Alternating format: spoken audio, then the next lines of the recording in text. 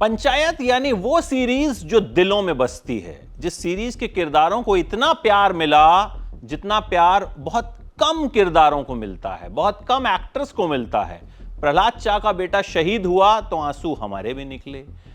सचिव जी और रिंकी के रोमांस में हम सबको अपने रोमांस से ज्यादा इंटरेस्ट होता है। विनोद क्या कहेगा ये हम ध्यान से सुनना चाहते हैं, भले मम्मी पापा जो कह रहे हैं वो हम ध्यान से सुने या ना सुने। प्रधान जी फिर से चुनाव जीतें, इसके लिए हमारा बस चले तो अपना आधार कार्ड लेकर फुलेरा पहुंच जाएं और वोट दे दें।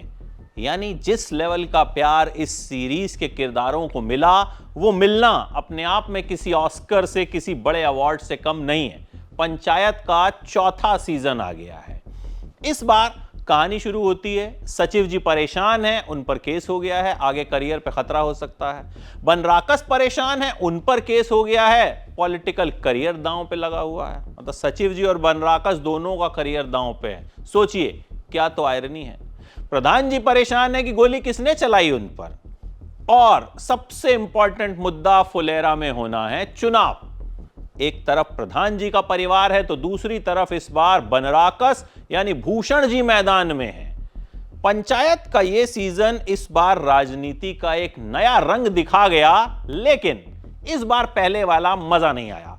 मुझे लगा कि यह अब तक का सबसे कमजोर सीजन है, अब तक का सबसे वीक सीजन है। 8 एपिसोड्स हैं, लगभग 30 से 35 मिनट का एक एपिसोड है। यह सीरीज अपनी पेस से चलती है, धीरे धीरे, जैसा इसका मिजाज है। कलाकार वही हैं, उनकी एक्टिंग भी वही है, लेकिन क्योंकि हम सबको पता है कि राइटर बाप होता है, और यहां इस बार यह सीजन राइटिंग में गच्चा खा गया। टीवीएफ अपनी राइटिंग की वजह से जाना जाता है, और यहां मेरा मानना है कि कहीं ना कहीं चूक तो हुई। देखिए, मैं ये नहीं कहूंगा कि यह खराब सीजन है, क्योंकि पंचायत कहीं ना कहीं एक ऐसा शो है जिससे हम सब कनेक्टेड हैं।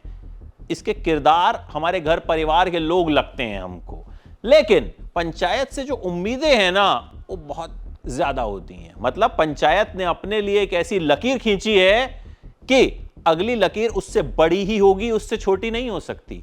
इस सीजन में मुझे एक इमोशनल कनेक्ट कम लगा, मुझे उस तरह के सीन्स कम लगे कि आप हंस हंस के लोटपोट हो जाएंगे, उस तरह के सीक्वेंसेस कम लगे कि आप कहें कि यार बस मजा आ गया।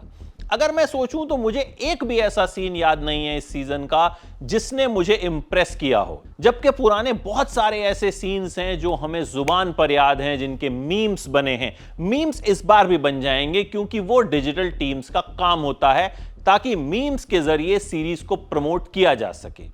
इस बार भी प्रहलाद चा आपको इमोशनल करते हैं जब वो कहते हैं कि मैं अपने बेटे के नाम पे राजनीति नहीं करूंगा, मेरे शहीद बेटे का नाम राजनीति में नहीं आएगा। विनोद के किरदार को इस बार उतने पंचेस नहीं दिए गए हैं। प्रधान जी चुनाव लड़ने में मशगूल हैं और फिर उनका एक ऐसा रंग भी दिखता है जो आपको हैरान करता है।